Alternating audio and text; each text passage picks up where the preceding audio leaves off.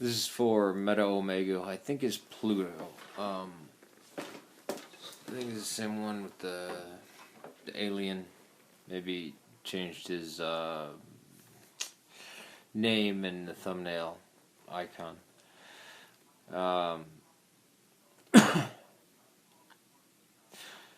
Historic Christianity, meaning the Oriental Orthodox, Eastern Orthodox, the Syrian Church of the East, and the Roman Catholic, although the Roman Catholic started to change things even by the 6th century. The idea of a Bible-based church, this is responding to your questions that you specifically asked me in the video one, is the idea of a Bible-based church.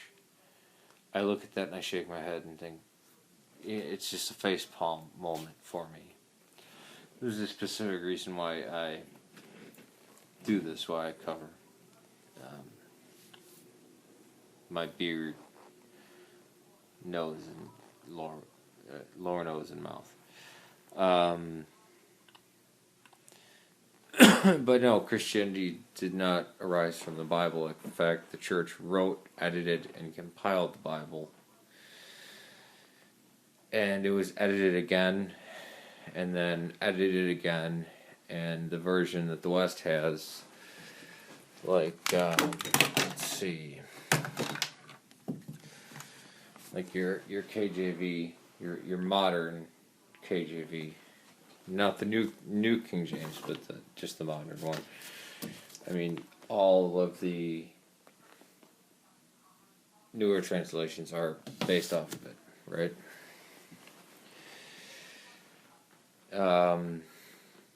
It's not till, because I don't know if you can tell from me that my first passion and love is history. Trained as a critical historian, that means you're a researcher. So primary source documents, and looking critically at things. Look at the New Testament. Well, I believe that Luke was written to counter Matthew. I believe that there you have the 7 authentic Pauline works, and then you have other anti-Pauline works, and you have works that try to tone down Paul, and then you have other competing schools. But surprisingly, these are the earliest works, and they make it in. For us in the East, we won't read the Apocalypse of John. You guys call it the Book of Revelations, or Revelation, but it gets called Revelations a lot in the West. But it's not until Athanasius of Alexandria in 367 AD, his 39th Paschal letter, where he lists a list of books that corresponds to the 27 book, the Bible that we have today. Even though he says, before you read any of these, make sure to read the Didache, the Epistle of Barnabas, the Protevangelium of James, things like that. And he wasn't the final word on it. I mean, the oldest codices like Sinaiticus and Vaticanus have the Epistle of Barnabas, I believe First Clement, the Shepherd Hermas,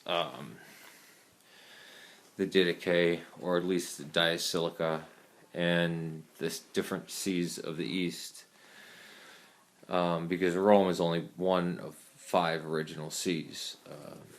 You got Constantinople, Antioch, Alexandria, Jerusalem. Had different codices, yet they were in communion with each other for most of the time, professing the same thing. Christianity did fine for the first 500 to 800 years without this standardized text, and this became standardized only in the West. But then you still had what gets known as the Apocrypha, like Maccabees and Ben Sirach and Wisdom. And it was until even the King James originally had all this. It wasn't until the Anglicans tried to keep in the Quakers. And the only way to keep them in was to rip out vital books of the we call the Old Testament. And even in doing that, they didn't keep the Quakers on their side. So, no, it's just ridiculous to think that that the Bible is the Word of God, or that Christianity should be based on the Bible, or that a Christian can read the Bible and interpret it for themselves when all these things are explicitly forbidden. And I don't think they do actually read the Bible.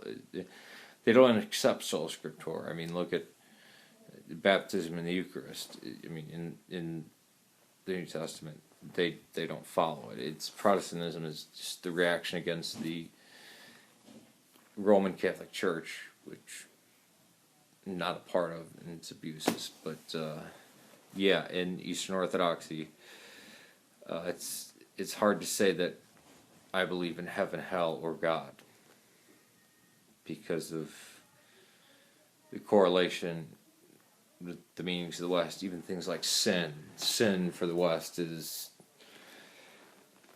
pissing off God or transgression of the law. In the East, I mean, the actual Greek word that's used, hamartia, is an archery term. It means to miss the mark. So when you say something that you sinned or something is sinful,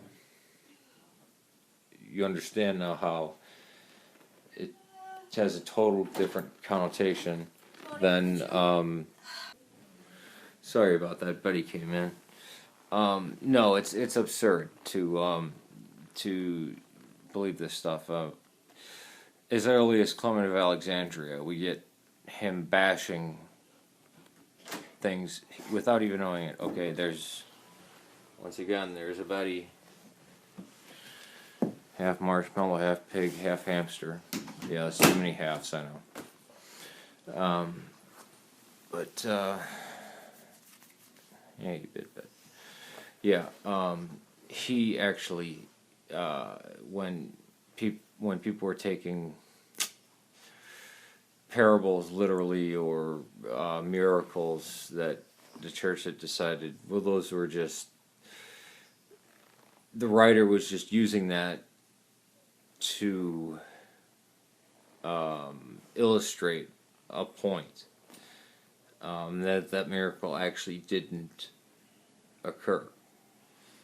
Clement of Alexandria brings up, well, imagine if somebody were to look at the beginning of Genesis and take that literally. How stupid would that be? And in his Stromata, he actually goes on this rant about how silly it would be if somebody actually looked at that and thought that was the way it was to be. And yet, in the West, you have people who think that creationism was always a part of Christianity, or the original sin, the blood atonement of that Jesus died as a bloody sacrifice for penal substitution.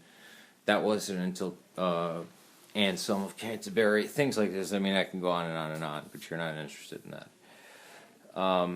As for government, you can be a nationalist. I went so far left, I went right. Right? For the United States, I believe our Constitution leaves at something very close to libertarianism, and that's what should be followed by. Big government is wrong. Government itself is not wrong. So I agree with you there. I'm glad that there are atheists like you out there, and I know that you know this, but just so your viewers, when I would use the term fundy atheist or internet atheist like that to differentiate them from the sane atheist, or the atheist that, can have a discussion like me and you having a discussion.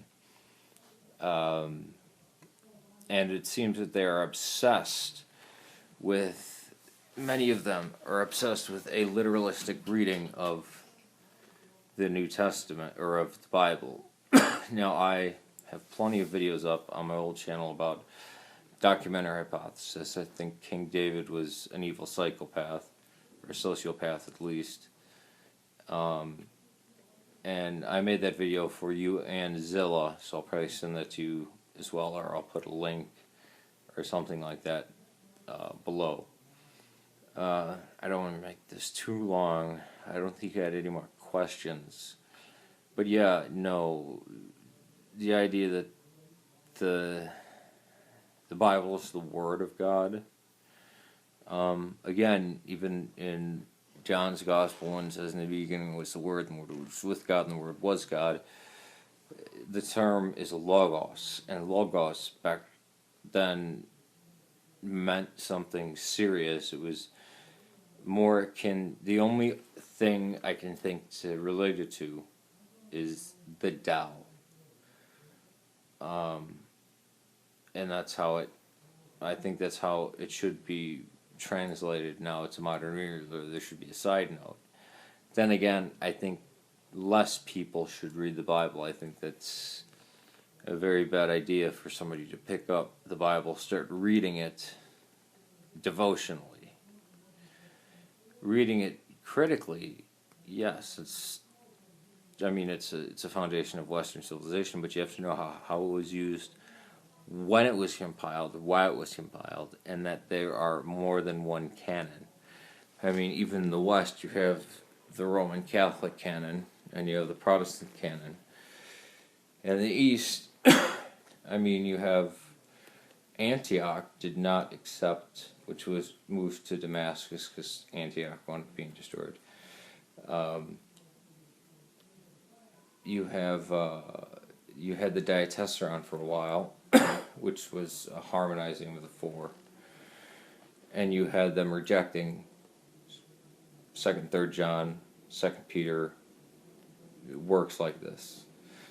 And to this day, we still will not ever, it will never be spoken in church, anything from the Apocalypse of John, which, if you read the first, the part where the angel is sending letters to the churches or whatever, it's obviously an anti-Pauline work, or what we'll call Judaized. But I can go into that later. If you had only the church for the first 500 to 800 years before you get these actual codices that match they don't, at least they match the New Testament that the West has today. They won't match the Old Testament. That doesn't occur until the Anglican Quaker split.